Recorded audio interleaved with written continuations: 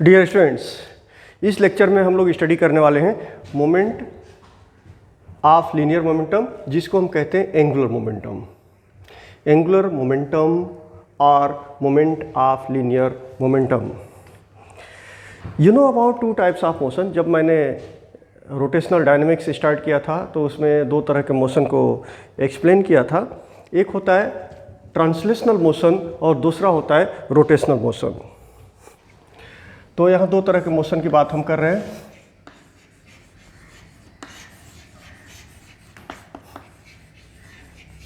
Translational motion और rotational motion.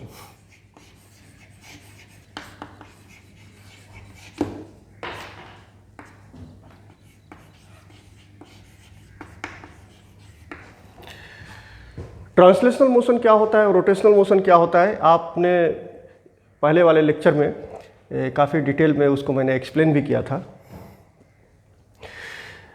देखो, translational motion में जो वेलोसिटी होता है उसको हम बोलते हैं लीनियर वेलोसिटी।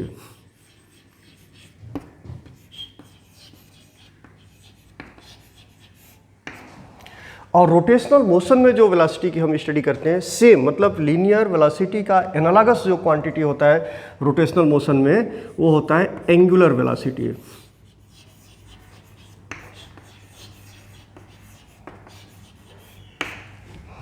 लीनियर वेलोसिटी को जनरली हम v से रिप्रेजेंट करते हैं और एंगुलर वेलोसिटी को ओमेगा से रिप्रेजेंट करते हैं। यह है एंगुलर वेलोसिटी। ओके, जैसे सपोज दैट किसी बॉडी का मास m है और उसकी लीनियर वेलोसिटी v है, तो उसका लीनियर मोमेंटम कितना होगा? लीनियर मोमेंटम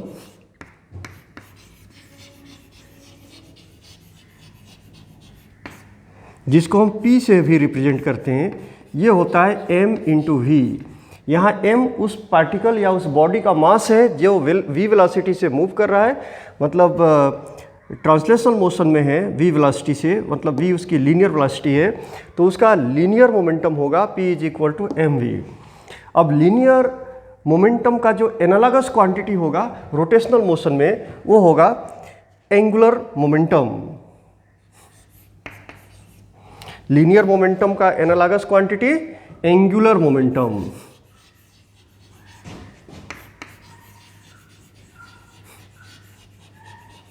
और एंगुलर मोमेंटम को हम L से रिप्रेजेंट करते हैं और यह भी एक वेक्टर क्वांटिटी है। तो therefore L is equal to R cross P। अब यहाँ R क्या है? R पोजीशन वेक्टर है और P लीनियर मोमेंटम है, इसलिए इसको moment of the linear momentum भी बोलते हैं। Moment of the linear momentum.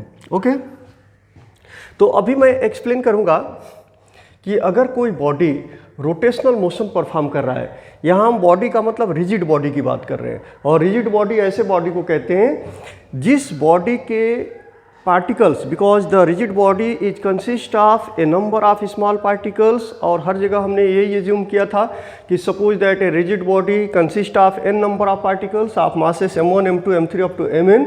मतलब जो पार्टिकल्स के मासेस हैं वह मासेस फिक्स है अपनी पोजीशन पे, उनके बीच का डिस्टेंस चेंज नहीं होता है, डिस्प्लेसमेंट चेंज नहीं होता है।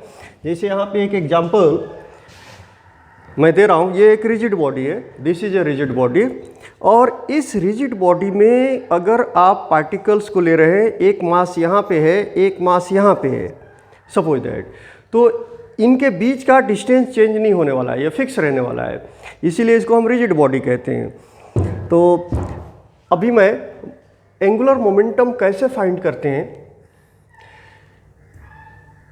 किसी रिजिड बॉडी में, और कब एंगुलर मोमेंटम आएगा?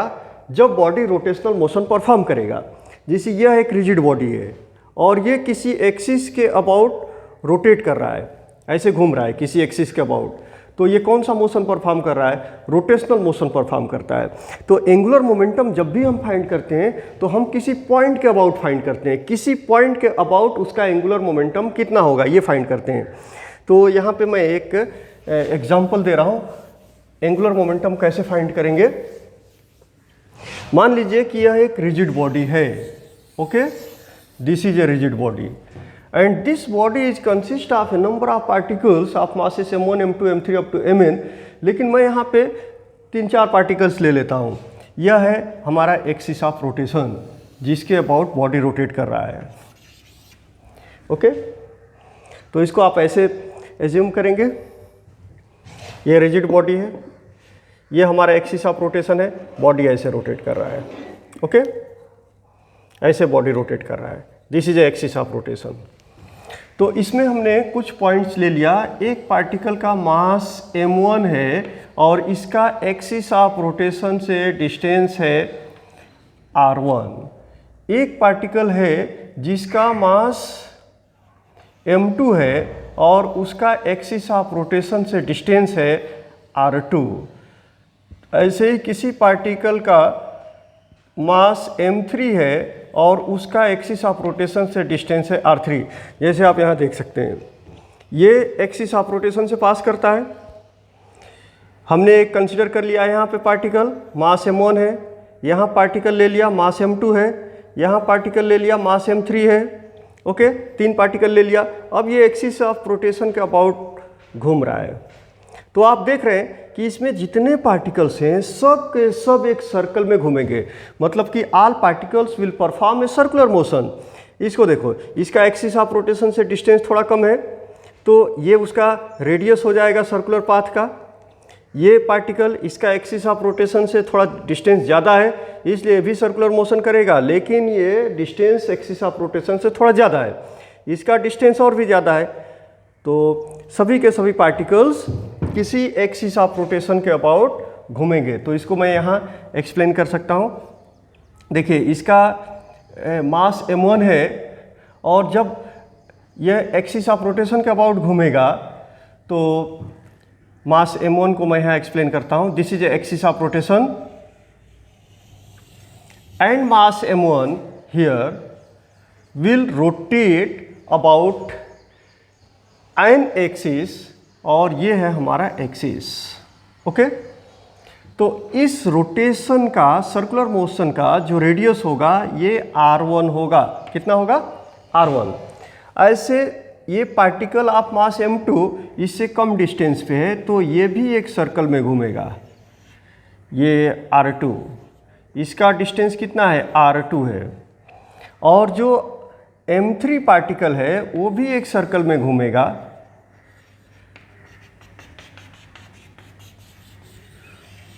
लेकिन इसका डिस्टेंस कितना होगा? r3 होगा. तो आप हर जगह ये देख रहे हैं कि मैं पहले m1 पार्टिकल की बात कर रहा हूँ, m1 मास का, ये m2 मास है, ये m3 मास है.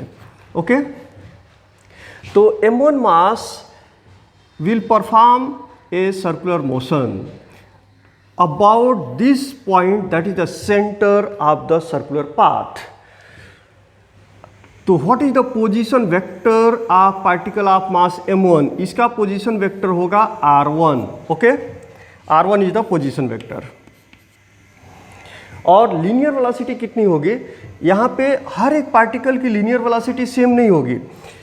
देखो, मान लो कि 2 सेकेंड में यह एक रिवॉल्यूशन पूरा करता है तो 2 सेकेंड में यह पार्टिकल एक रिवॉल्यूशन पूरा करेगा और 2 सेकेंड में ये भी एक रिवॉल्यूशन पूरा करेगा और 2 सेकेंड में ये भी एक रिवॉल्यूशन पूरा करेगा. तो ज़्यादा डिस्टेंस कौन ट्रेवल कर रहा है? ज़्यादा डिस्टेंस वह ट्रेवल कर रहा है जिसका पोजीशन वेक्टर, मतलब कि एक्सिस ऑफ रोटेशन से उस पार्टिकल का डिस्टेंस ज़्यादा है. तो उसकी जो वो जो डिस्टेंस ट्रेवल करेगा वो ज़्यादा डिस्टेंस ट्रेवल करेगा. तो ऐसे में लीनियर वेलोसिटी का मैग्नीट्यूड ज़्यादा कहाँ पे होगा? लीनियर वेलोसिटी यहाँ पे ज़्यादा होगा, लीनियर वेलोसिटी का मैग्नीट्यूड. ओके, और लीनियर वेलोसिटी किस तरह से काम करेगा? यह लीनियर वेलोसिटी उस पाथ के टेंजेंशियली, जहाँ पे पार्टिकल है वहाँ पे लीनियर वेलोसिटी कैसा होगा? टेंजेंशियल होगा. तो this is the linear velocity. तो linear velocity of different particles is different. The linear velocity of particle of mass m1 is v1. Linear velocity of particle of mass m2 is v2. Linear velocity of particle of mass m3 is v3. Okay, ठीक है. तो अब हम बात कर रहे हैं सिर्फ पार्टिकल ऑफ मास m1 का एंगुलर मोमेंटम निकालने के लिए. तो आप यहाँ देख रहे हैं कि इसका पोजीशन वेक्टर कितना निकाला हमने, r1। ओके, लीनियर वेलोसिटी कितना इस पे काम कर रहा है, v1। ये दोनों ही वेक्टर क्वांटिटी हैं। तो अगर आप इसको थोड़ा सा आगे प्रोड्यूस करोगे तो ये आपका पोजीशन वेक्टर r1 हो जाएगा और ये लीनियर वेलोसिटी हो जाएगा। ओके, तो therefore linear momentum is equal to r cross p। तो फर्स्ट पार्टिकल जिसका मास m1 है, लीनियर मोमेंटम मान लीजिए L1 है, तो L1 कितना हो जाएगा, r1 क्रॉस p। ओके, तो अब इसका मैग्नीट्यूड कितना होगा, लीनियर मोमेंटम का एंगुलर मोमेंटम का जो मैग्नीट्यूड होगा r1 क्रॉस p। पहले तो r1 क्रॉस p निकाल लेते हैं। You know that according to vector product of two vectors, suppose that there are two vectors a and b। तो आपने पढ़ा है a क्रॉस b क्या होता है, a cross b is equal to, इसका जो मैग्नीट्यूड होता है वो ए बी साइन थीटा होता है। मैग्नीट्यूड कितना होता है, ए बी साइन थीटा, और थीटा क्या है, smaller angle between vectors a and b. वैसे ही यहाँ वेक्टर r1 है और वेक्टर v1 है, तो इसका एंगुलर मोमेंटम हमने निकाला r1 क्रॉस p, ये वेक्टर क्वांटिटी है r1 क्रॉस p। अब इसका मैग्नीट्यूड कितना होगा, r1 p, sorry this will be p1 because linear momentum is different for different particles। okay, r1 p1 और साइन थीटा। ओके, अब थीटा क्या है, इन दोनों वेक्टर्स के बीच का एंगल है। यहाँ आप देख रहे हैं एंगल है 90 डिग्री, तो therefore this is equal to how much, r1 p1 because sine 90 is equal to 1, sine 90 is equal to 1। और p1 क्या है, p1 है linear momentum, mass of the particle m1 है और इस पार्टिकल की वेलोसिटी v1 है, तो लीनियर मोमेंटम कितना होगा, this will be r1 v is equal to linear momentum is equal to mv। Okay, तो p1 के जगह पे क्या लिखेंगे, m1 v1, m1 v1 r1। ये एंगुलर मोमेंटम हो गया पहले पार्टिकल का जिसका मास m1 है। तो एंगुलर मोमेंटम किस पर डिपेंड करेगा, यहाँ आप देख रहे हैं मास ऑफ द पार्टिकल के ऊपर डिपेंड करेगा, linear velocity of the particle पे डिपेंड करेगा, और distance from the axis of rotation, distance from the axis of rotation r1। तो जनरली हम कह सकते हैं mvr is the angular momentum, mvr is the angular momentum. तो हर एक पार्टिकल का एंगुलर मोमेंटम mvr होगा। मास अलग अलग है, मास हम डाल देंगे, वेलोसिटी अलग अलग है, लीनियर वेलोसिटी वो हम रख देंगे, और डिस्टेंस अलग अलग है वो हम यहाँ पे सब्स्टिट्यूट करेंगे, और इस तरह से एंगुलर मोमेंटम निकालेंगे। इसी को कहते हैं एंगुलर मोमेंटम और moment of a linear momentum.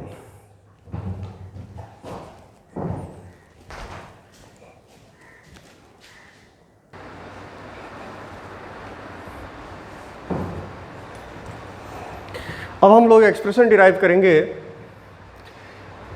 Angular momentum के लिए in terms of moment of inertia. तो let us we derive an expression for the angular momentum in terms of moment of inertia. Okay, now consider a rigid body consist of n number of particles of masses m1, m2, m3 up to mn, because this body consists of n number of particles. Okay, the respective distances of the particles from the axis of rotation, मतलब axis of rotation से particles का जो perpendicular distance है m1 का है r1, m2 का distance है r2, m3 का डिस्टेंस है r3 और mn पार्टिकल का डिस्टेंस है rn। ओके, तो कैसे हम फाइंड करेंगे, आप यहाँ देख रहे हैं कि यह एक्सिस ऑफ रोटेशन है और इस पॉइंट के अबाउट हम क्या फाइंड करने जा रहे हैं, एंगुलर मोमेंटम। तो ये जो r1 है पोजीशन वेक्टर का मैग्नीट्यूड है और इस पार्टिकल जिसका मास m1 है उसकी वेलोसिटी v1 है, इसलिए कि यहाँ पे हर एक पार्टिकल्स की लीनियर वेलोसिटी अलग होगी। The body is rotating with constant angular velocity omega. Body constant angular velocity omega से रोटेट कर रहा है about an axis passing through this point O perpendicular to the plane, and there are different particles of masses m1, m2, m3 up to mn and the respective distances, perpendicular distances from the axis of rotation r1, r2, r3 up to rn। तो अब यहाँ हम बात करेंगे कि हर एक particle का आप देख रहे हैं कि डिस्टेंस अलग अलग है। m1 पार्टिकल का डिस्टेंस r1 है, m2 का r2 है, m3 का r3 है। तो जो लीनियर वेलोसिटी होगी वह डिपेंड करेगा डिस्टेंस के ऊपर, इसलिए कि अभी आप m1 पार्टिकल को आप ले लीजिए, यह फिक्स पॉइंट है, मतलब एक्सिस ऑफ रोटेशन पे है जिसके अबाउट ये पार्टिकल घूम रहा है और इसका डिस्टेंस है r1, ओके। और यहाँ पे पार्टिकल है जिसका मास m1 है, तो ये किस पाथ में घूमेगा, यह एक सर्कुलर पाथ में घूमेगा, ओके, ऐसे सर्कुलर पाथ में घूमेगा। यहाँ पे जो लीनियर वेलोसिटी होगी यहाँ इस पाथ के टेंजेंशियल होगा और इसकी लीनियर वेलोसिटी हो गई v1, मतलब कि m1 मास का लीनियर वेलोसिटी v1 हो गया और m2 मास का लीनियर वेलोसिटी v2 हो गया और ये v3 अप टू vn, ये हो गए लीनियर वेलोसिटी। तो आप यहाँ देख रहे हैं कि इसकी लीनियर वेलोसिटी v1 है, लेकिन अगर हम m2 पार्टिकल की बात करते हैं तो इसका डिस्टेंस इससे ज़्यादा है, तो ये बड़े सर्कल में घूमेगा। तो अगर एक रिवॉल्यूशन पूरा करने में 1 सेकेंड लेता है तो ये भी एक रिवॉल्यूशन पूरा करने में 1 सेकेंड लेगा, लेकिन यह ज़्यादा डिस्टेंस ट्रेवल कर रहा है, ये कम डिस्टेंस ट्रेवल कर रहा है सेम टाइम में, इसलिए इसकी लीनियर वेलोसिटी ज़्यादा होगी, इसकी लीनियर वेलोसिटी कम रहेगी। तो यहाँ पे जो वेलोसिटी है दैट इज v2, ओके। तो वेलोसिटी इज v2। तो अब हम बात करेंगे कि यह लीनियर वेलोसिटी v1 जो होगा वो कितना होगा। You know that relation between v and omega, linear velocity and angular velocity, v is equal to r omega, you know that, आपको ये पहले से पता है, v is equal to r omega, यह एक रिलेशन होता है लीनियर वेलोसिटी और एंगुलर वेलोसिटी के बीच। तो इसका डिस्टेंस r1 है तो इसकी लीनियर वेलोसिटी v1 होगी और v1 is equal to r1 into omega, तो कांस्टेंट है सबके लिए, r1 ओमेगा होगा। इसी तरह से सेकंड पार्टिकल जिसका मास m2 है उसका डिस्टेंस कितना है, r2 है, डिस्टेंस r1 नहीं है इसका r2 है, तो इसकी लीनियर वेलोसिटी v2 होगी और v2 इज इक्वल टू कितना होगा, r2 ओमेगा। इसी तरह से जो नेक्स्ट पार्टिकल है उसका भी डिस्टेंस चेंज होगा, जब डिस्टेंस चेंज होगा तो उसकी लीनियर वेलोसिटी भी चेंज होगी और लीनियर वेलोसिटी होगी r3 ओमेगा। तो इस तरह से हम डिफरेंट पार्टिकल्स का लीनियर वेलोसिटी फाइंड कर लिए। v1 r1 ओमेगा, v2 हो जाएगा r2 omega, v3 r3 omega और nth particle that is vn कितना होगा, rn ओमेगा, ओके।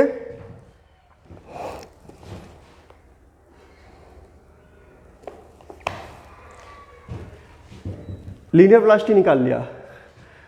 अब लीनियर मोमेंटम कितना होगा, इसकी वेलोसिटी v1 है, ओके।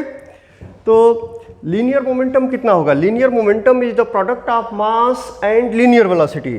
तो therefore linear momentum of first particle of mass m1 is p1 and p1 is equal to m1 v1, और ये कितना हो जाएगा, m1 और v1 की वैल्यू रख देंगे r1 ओमेगा।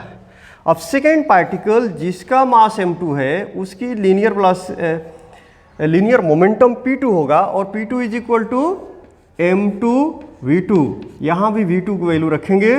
तो therefore m2 r2 omega. Third particle जिसका मास m3 है, linear momentum will be p3 is equal to m3 v3 and this will be equal to m3 r3 omega. और nth particle हम ले लेते हैं। nth particle का linear momentum होगा pn and this will be equal to mn into Vn, and therefore this is equal to, after substituting the value of Vn is equal to Rn omega. Omega constant होगा इसलिए कि सभी particle same angular momentum से revolve कर रहे हैं, तो therefore Mn Rn omega. अब लीनियर मोमेंटम हमने निकाल लिया। एंगुलर मोमेंटम कैसे निकालेंगे, इसलिए कि यहाँ पे हमको क्या फाइंड करना है, angular momentum of the body. तो angular momentum, you know that angular momentum is equal to moment arm, मतलब perpendicular distance of the point from the axis of rotation. तो पहले हम m1 मास के पार्टिकल की बात करते हैं। तो m1 मास का जो पार्टिकल है उसका एक्सिस ऑफ रोटेशन से परपेंडिकुलर डिस्टेंस कितना बनता है, r1 बनता है। ओके, जिसको हम पोजीशन वेक्टर भी बोलते हैं। तो पोजीशन वेक्टर का यहाँ हम मैग्नीट्यूड के फॉर्म में एक्सप्रेशन डिराइव कर रहे हैं, एंगुलर मोमेंटम का मैग्नीट्यूड ले रहे हैं, इसलिए पोजीशन वेक्टर का भी मैग्नीट्यूड ही लेने वाले हैं। तो r1 और लीनियर मोमेंटम कितना है पार्टिकल ऑफ मास m1 का, p1 है। तो r1 p1 is the angular momentum, ये हो जाएगा L1। इसी तरह से सेकेंड पार्टिकल का निकालेंगे। सेकेंड पार्टिकल का होगा L2 is equal to R2 P2। Third particle का निकालेंगे और nth पार्टिकल का निकालेंगे, that will be Ln is equal to Rn Pn। Okay, तो now let us find the write down the expression for these angular momentum of different particles. तो first particle के लिए हमने लिख दिया L1 और L1 हमारा कितना आया, R1 P1। सेकेंड पार्टिकल के लिए एंगुलर मोमेंटम L2 और ये कितना आया, R2 P2। थर्ड पार्टिकल के लिए L3 is equal to R3 P3 और nth पार्टिकल के लिए Ln is equal to Rn into Pn। अब लीनियर मोमेंटम की वैल्यू यहाँ पे हम रख देते हैं। तो आप देख रहे हैं P1 is equal to M1 R1 omega, M1 R1 omega. तो P1 के जगह पे रखेंगे, मतलब इसको R1 से मल्टीप्लाई कर देंगे, तो ये हो जाएगा M1 R1 square into omega. Second particle का एंगुलर मोमेंटम कितना हो गया, M2 R2 स्क्वायर ओमेगा। समझ रहे हैं, R2 P2 की वैल्यू यहाँ से हमने ले लिया। P2 की वैल्यू कितनी है, M2 R2 ओमेगा, और जब R2 से मल्टीप्लाई करेंगे तो R2 का स्क्वायर हो जाएगा। तो therefore this is equal to, अब थर्ड पार्टिकल की बात करते हैं, तो M3 R3 square into omega. और nth पार्टिकल का कितना होगा, Mn Rn square into omega. तो अभी हमने एंगुलर मोमेंटम फाइंड कर लिया सभी पार्टिकल्स का। तो यहाँ पे हमको फाइंड क्या करना है, बॉडी का एंगुलर मोमेंटम फाइंड करना है। और कौन सा angular momentum, total angular momentum. तो therefore magnitude of angular momentum of the body, magnitude of angular momentum of the body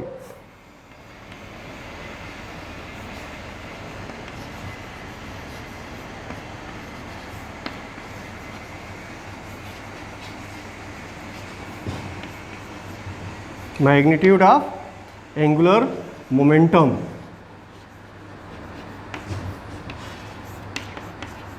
of the body means whole body। और यह बॉडी कुल कितने पार्टिकल से बना है? n पार्टिकल से बना है, m1 m2 m3 up to mn। तो एंगुलर मोमेंटम हर एक पार्टिकल का हमने निकाल लिया। तो टोटल एंगुलर मोमेंटम जो होगा that will be equal to sum of angular momentum of individual particles, every individual particle. तो therefore L1 plus L2 plus L3 plus L4 plus up to Ln। अब यहाँ पे हर एक पार्टिकल मतलब हर एक मास का एंगुलर मोमेंटम यहाँ पे हम रख देंगे।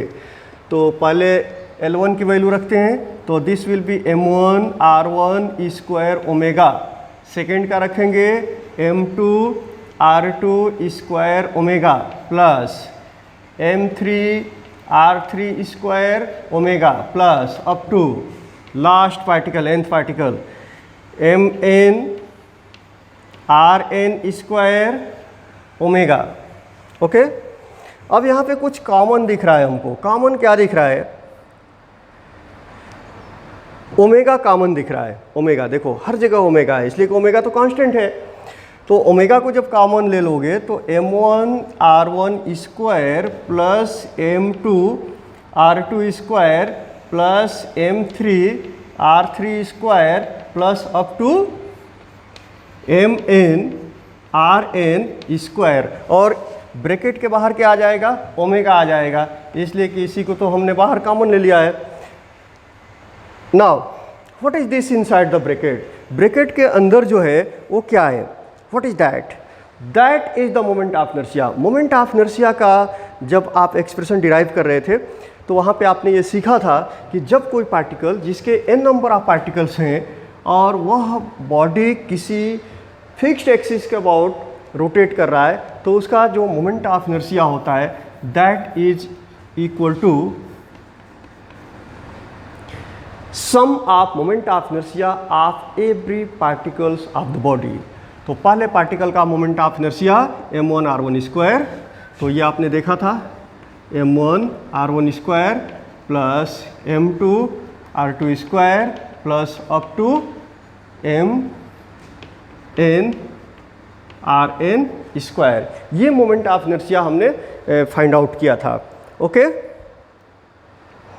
तो ये वैल्यू यहाँ पे अगर हम सब्सटीट्यूट कर देते हैं मोमेंट ऑफ इनर्शिया का, तो आपको एक्सप्रेशन क्या मिलने वाला है? This will be equal to I omega.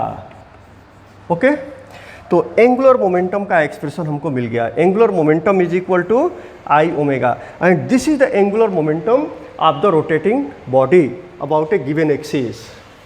तो इससे आप क्या कंक्लूड कर सकते हैं? आप ये देख रहे हैं कि जब कोई बॉडी लीनियर मोशन परफॉर्म करता है तो लीनियर मोमेंटम हमने क्या निकाला था?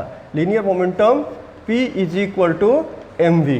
और जब बॉडी रोटेशनल मोशन परफॉर्म कर रहा है तो एंगुलर मोमेंटम I ओमेगा। तो यहाँ पे linear momentum is a analogous quantity to that of the angular momentum. Okay, और linear velocity in case of translational motion is analogous quantity to that of the angular velocity in case of rotational motion। तो यहाँ पे मास और moment of inertia भी दोनों analogous quantities हैं। Mass and moment of inertia both are analogous quantities. तो therefore the expression for angular momentum L is equal to I omega is analogous to the expression P is equal to mv of linear momentum if the moment of inertia I replaces mass which is its physical significance।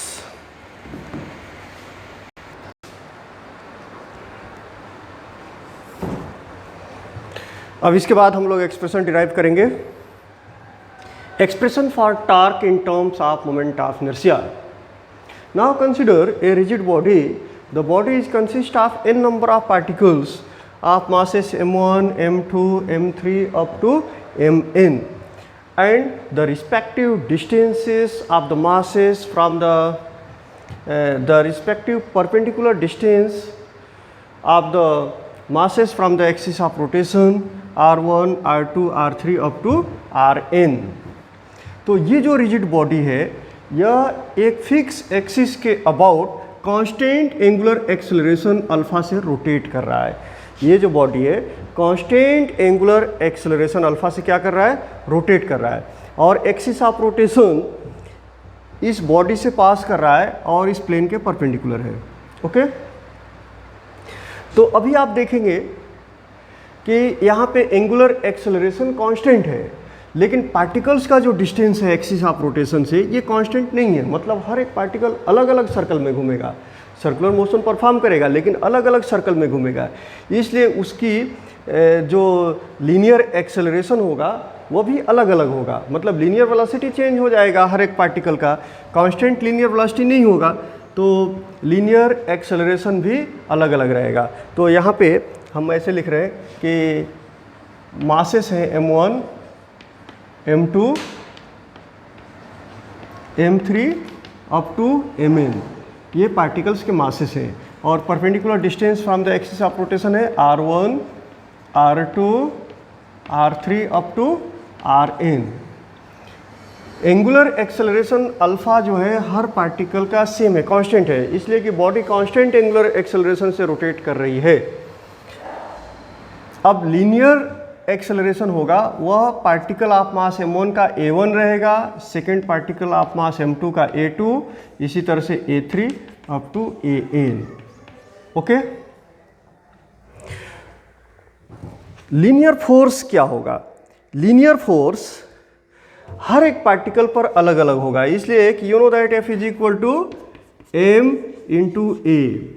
तो अगर हम पहले particle की बात करते हैं उसका मास m1 है तो यहाँ हम m1 लिख देंगे, और लीनियर एक्सेलरेशन भी अलग होगा इसलिए कि लीनियर वेलोसिटी हर एक पार्टिकल की अलग अलग है। तो a1 ये हो गया फोर्स F1। तो पहले पार्टिकल पर फोर्स कितना काम किया? F1 is equal to m1 a1। इसी तरह से m2 मास के पार्टिकल पर कितना फोर्स काम करेगा? m2 into a2। m3 मास पे F3 is equal to m3 into a3, और nth मास है उस पर फोर्स कितना होगा? Fn is equal to mn into an। समझ में आया? ये लीनियर फोर्स जो है वो हर एक पार्टिकल पर अलग अलग होगा, लेकिन ये टेंजेंशियल होगा। टेंजेंशियल किस पे टेंजेंशियल होगा? सर्कुलर पाथ के टेंजेंशियल होगा। तो this is F1, this is F2, this is Fn। Okay, अब हम ये फाइंड करेंगे कि A और अल्फा में क्या रिलेशन होता है। You know that linear acceleration A is equal to r alpha. R क्या है? R is the radius of the circular path है। Okay, A is equal to r alpha. तो फर्स्ट पार्टिकल पर linear acceleration कितना होगा? a1, और distance from the axis of rotation r1, और angular acceleration हर particle के लिए सेम होगा, इसलिए बॉडी कांस्टेंट एंगुलर एक्सेलरेशन से रोटेट कर रहा है। तो ये एक्सप्रेशन हमारा क्या मिल जाएगा? ये वैल्यू यहाँ रखेंगे तो m1 a1 is equal to r1, तो m1 r1 अल्फा। ओके, अब बात करते हैं सेकेंड पार्टिकल के लिए। सेकेंड पार्टिकल के लिए जिसका मास m2 है, उस पर लीनियर एक्सेलरेशन a2 है। a2 is equal to r2 alpha, ये वैल्यू यहाँ पे हम रख देंगे। तो m2 r2 alpha. F3 is equal to m3 r3 alpha, और Fn is equal to mn rn alpha. Okay, अब हम यहाँ फाइंड क्या करने जा रहे हैं? टार्क फाइंड करने जा रहे हैं। तो कोई एक बॉडी है और उस बॉडी के ऊपर एक फोर्स हम अप्लाई करते हैं किसी डिफरेंट पॉइंट पे। जिसे आप देख रहे हैं यह एक बॉडी है। ओके, यहाँ पे हमने फोर्स अप्लाई किया तो ये बॉडी रोटेट कर रहा है इस एक्सिस के अबाउट, दिस एक्सिस। यहाँ पे आप यहाँ एक बॉडी ले लीजिए, ये इस एक्सिस पे फिट है, फिक्स है ये एक्सिस। यहाँ पे फोर्स अप्लाई कीजिए, ये रोटेट करेगा। तो किसके अबाउट रोटेट कर रहा है? About this axis. तो therefore you take the perpendicular distance from the axis of rotation to that point on which the force is applied. ये डिस्टेंस हमको मिल गया, ओके यहाँ पे हमने फोर्स अप्लाई किया, तो that perpendicular distance into the force is equal to magnitude of the torque which will be experienced by that particle. यहाँ का जो पार्टिकल है जिस पे हमने फोर्स अप्लाई किया वह कुछ टार्क एक्सपीरियंस करेगा और उसी टार्क की वजह से ये रोटेट करेगा।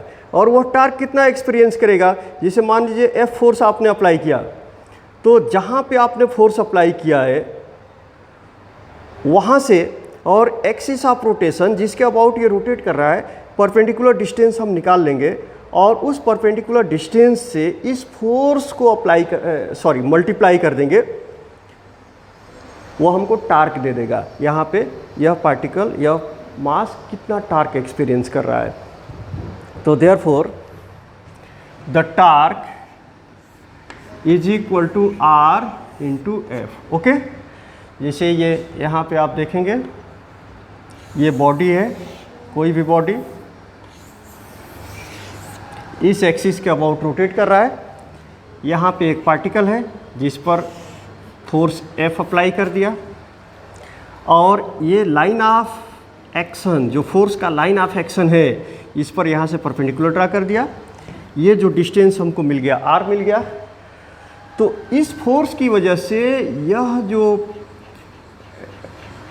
मास है ये टार्क यहाँ एक्सपीरियंस करेगा और इसके वजह से यही टार्क इसको रोटेट करता है।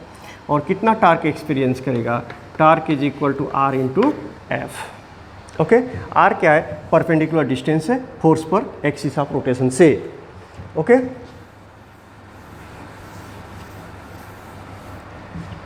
तो अब हम टार्क की वैल्यू लिखेंगे।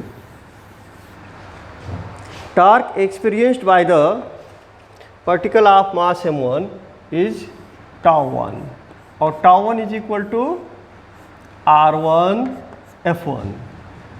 r1 कितना है, दैट इज r1। f1 कितना है, m1 r1 अल्फ़ा। तो r1 से जब यहाँ आप मल्टीप्लाई करोगे तो m1 r1 स्क्वायर अल्फ़ा आ जाएगा। Torque experienced by the second particle of mass m2 is equal to r2 f2 और ये कितना हो जाएगा, m2 r2 square alpha.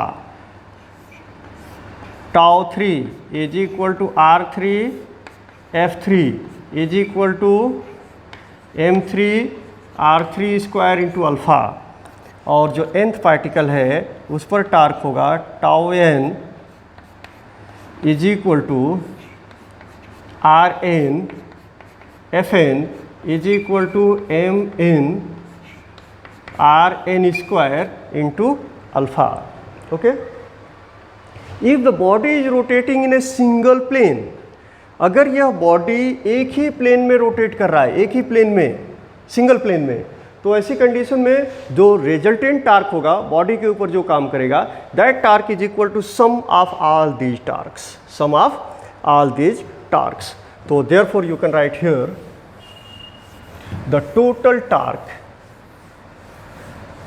Acting on a body, total torque acting on a body is tau and this will be equal to τ1 plus τ2 plus τ3 plus up to τn।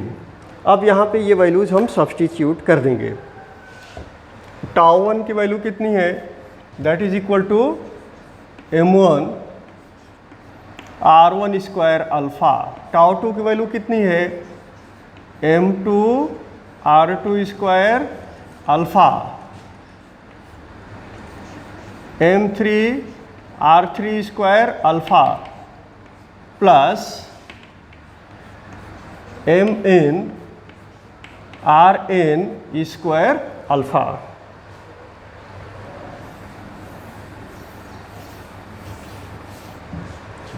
Now this is equal to, इसमें कुछ common दिख रहा है, common है alpha, तो alpha को हम बाहर ले लेंगे, तो m1 r1 square plus m2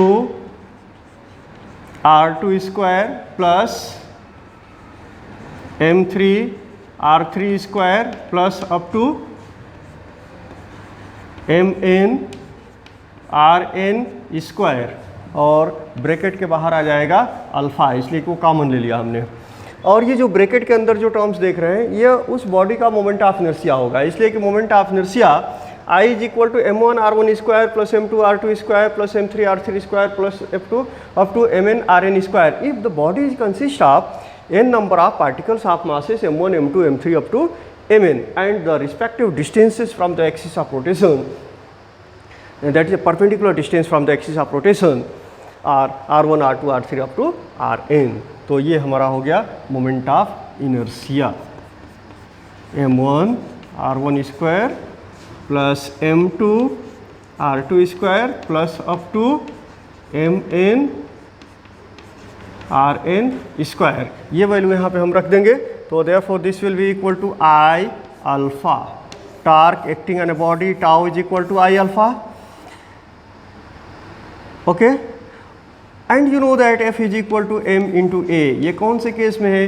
जब ट्रांसलेशनल मोशन हो रहा है, फोर्स अप्लाई किया जा रहा है, फोर्स अप्लाई करने की वजह से एक्सेलरेशन प्रोड्यूस हो गया a, mass of the body m है, तो force F is equal to m into a. यहाँ पे टार्क अप्लाई हो रहा है और एंगुलर एक्सेलरेशन अल्फा है, moment of inertia of the body I है, तो therefore I is analogous to that of the mass. I जो है मास के एनालॉगस है, and therefore you can say here